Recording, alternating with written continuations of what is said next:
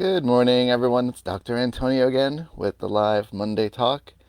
And it's going to be part two of talking about fasting and detoxing this month.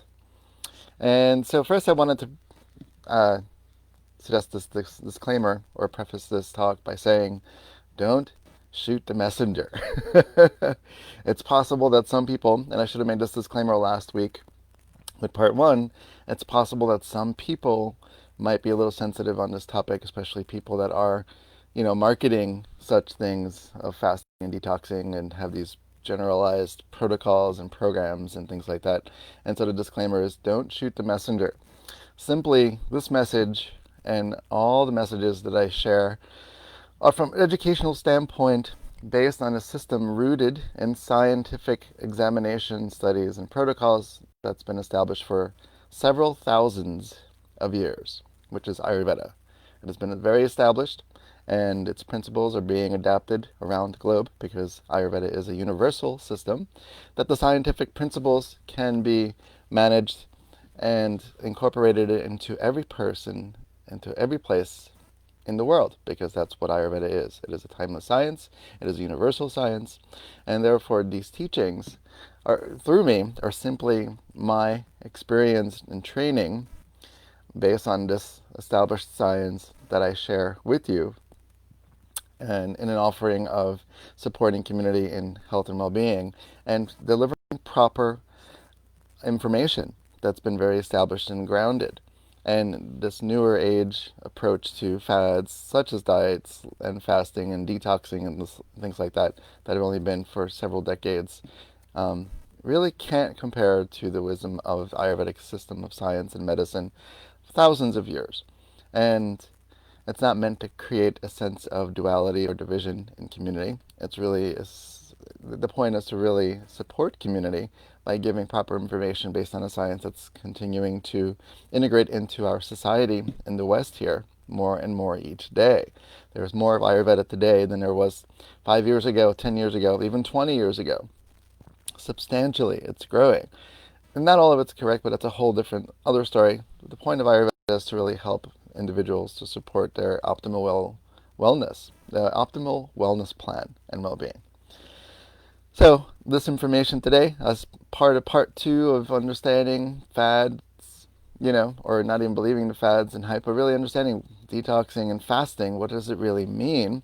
In the previous discussion, I discussed, one of the primary intentions of fasting and detoxing that New Age thought provokes, which is removing toxins, and I define what toxins are based on a true medical definition.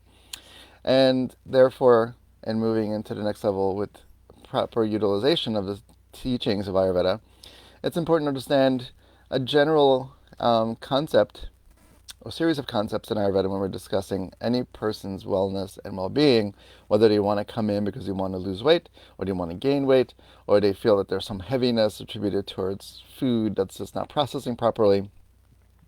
And so we think of this in Ayurveda to some degree as regulating Agni, which is understanding metabolism, what the person's individualized metabolic system is, how it's processing, not processing.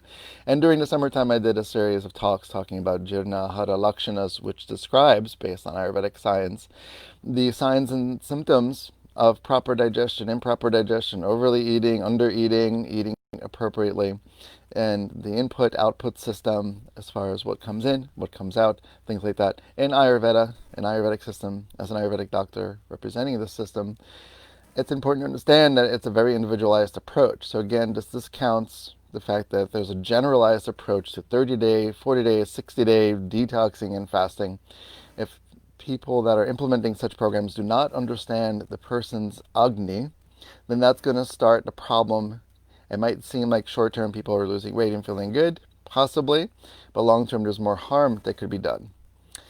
So regulating Agni is important. Removing Ama, which in Ayurveda is the understanding of unprocessed, undigested matter in the system, in the tissues, in the cells, in the arteries, that have been a result of accumulated doshas, basically, but also food just not being processed properly through digestion.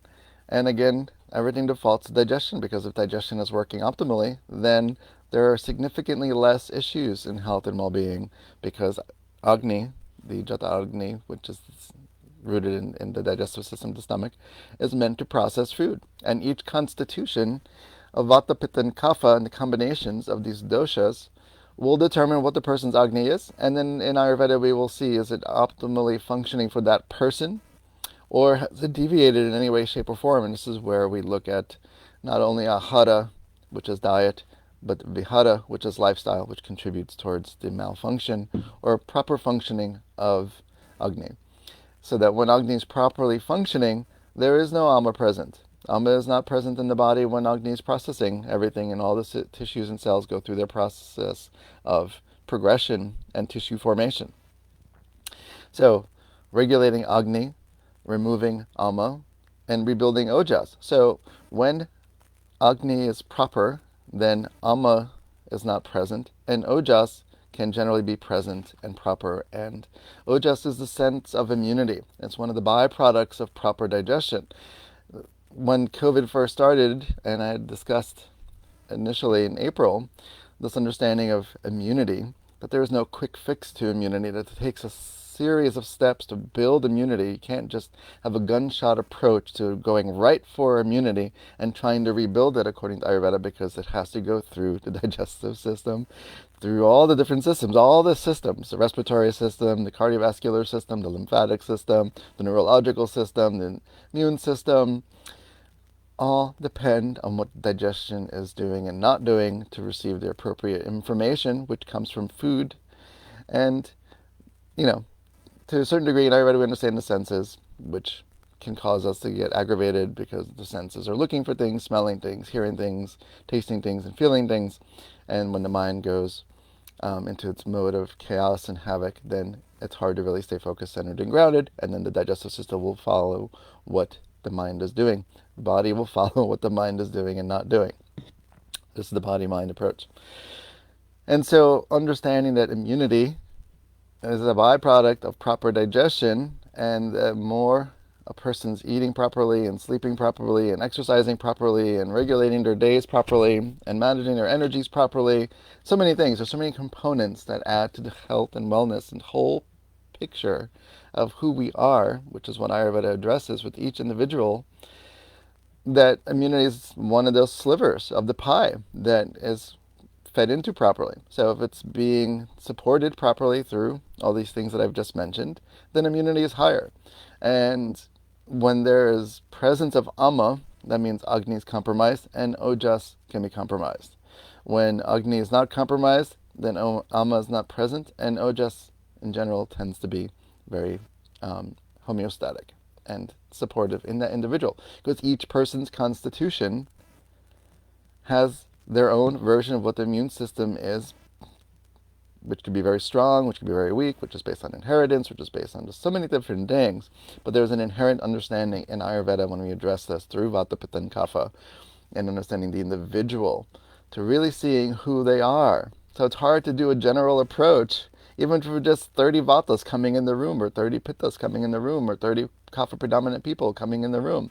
It cannot be generalized, because everyone has their own individualized lives, and just because there are tendencies that we understand, there are lists and lists and lists to be memorized in Ayurveda, to understand these tendencies within each constitution, and how the different systems of the body work, and how we can tell when they're not working properly, and things like that, that we look at in Ayurveda.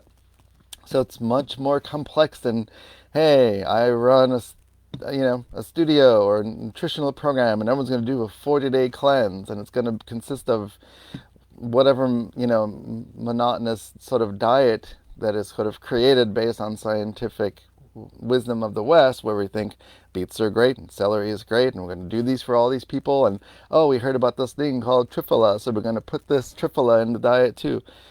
That's not how this works. In Ayurveda, I've had to correct so many things, and I'm not the only Ayurvedic professional that's had to correct this misunderstanding, misrepresentation. So fasting and detoxing can be done, and that also depends on the person's constitution. Who does what, when, where, how, and why. And we look at the signs and symptoms to indicate. And there is a general rule of thumb that during the transition of the seasons, that there can be some level of sort of changing and shifting with the season and kind of, clearing out the previous season's accumulation in the body. Um, and that has to be done accordingly, individually, properly. Next week, we'll talk about the next phase as far as understanding that more specifically relating to Vata, Pitta, and Kapha. But that's all I wanted to share for today. And just to put the message out there, I'm always looking to work with people, and I always love being a supportive community, and I always like I love what I do. I love Ayurveda. I see it work, and I love the integration with the yoga and all the other Vedic practices to make it really a holistic approach. Um, and Ayurveda is just amazing in and of itself. And so feel free to private message me if you're interested in working with me. I have a COVID special. I've been working with numerous people since COVID has started, and everyone's been thriving and feeling great, and it makes me happy to feel that I'm contributing to someone else's life. So feel free to private message me, and remember that I do my weekly yoga classes on Tuesdays and Friday mornings at 8 a.m. It's just 1 hour. You can see my website, stillpointayurveda.com. For more details, just go to events and upcoming events. You can also see the recipes and all these great things that I have to offer, these specials and treatments and things like that. And I do telehealth, so I can reach around the world and embrace everyone, no matter where they're at. So until next week, have a great day, and I'll talk to you soon.